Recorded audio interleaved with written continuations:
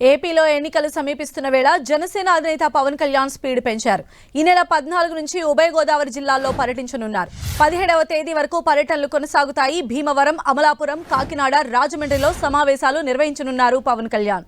ఇక పర్యటనలో భాగంగా పార్టీ ముఖ్య నాయకులతో సమావేశమవుతారు. తెలుగుదేశం పార్టీ నాయకులతోనూ భేటీ కానున్నారు. నియోజకవర్గాల స్థాయిలో ఇరు పార్టీల నాయకులు, శ్రేణులు కలిసికట్టుగా పనిచేయాలని సూచించనున్నారు. 3 దశలుగా పర్యటనలు నిర్వహించాలని పవన్ కళ్యాణ్ నిర్ణయించారు. తొలి దశలో ముఖ్య నాయకులతో సమావేశాలు జరుగుతాయి. అనంతరం స్థానిక కమిటీల నాయకులు, కార్యకర్తలు, వీర మహిళల సమావేశాల్లో పాల్గొంటారు. ఇక 3వ దశలో ఎన్నికల ప్రచారం చేపట్టనున్నారు.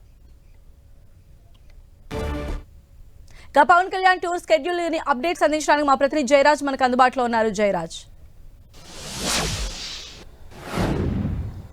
సంధ్య, జనసేన అధినేత పవన్ కళ్యాణ్ ఈ నెల 14వ తేదీ నుంచి జిల్లాల పర్యటన ప్రారంభమవుతోంది. దాదాపు ఎన్నికల పర్యటనగానే దీన్ని భావించవచ్చు. ఈ పొత్తులు, సీట్ల సర్దుబాటు కొంత సమయం ఉన్నటువంటి నేపథ్యంలో ఆయన జిల్లాలో పర్యటించడం, జిల్లాలో ఉన్నటువంటి ముఖ్య నేతలు, క్యాడరు, పార్టీ కార్యకర్తల్ని అందరిని కూడా ఎన్నికలకు సన్నద్దం చేయడానికి ఆయన ప్రిపేర్ అవుతున్నారు.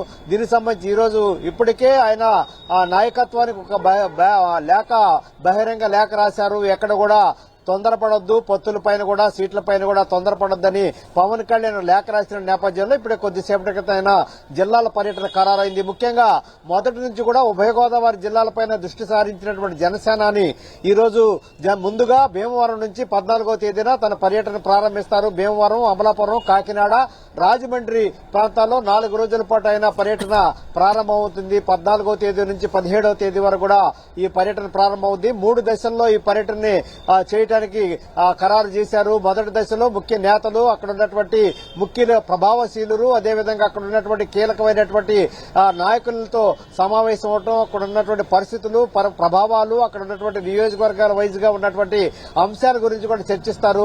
రెండవ విడత పర్యటనలో పార్టీ క్యాడరు, అక్కడ ఉన్నటువంటి వీర మహిళలు, పార్టీ నాయకత్వంతో సమావేశం అవటం, అక్కడ ఉన్నటువంటి పరిస్థితులన్నీ కూడా సిద్దమవటం, ఎన్నికలకు వారినందరూ కూడా సమాయత్తం చేసేటటువంటి ప్రక్రియను చేపడతారు.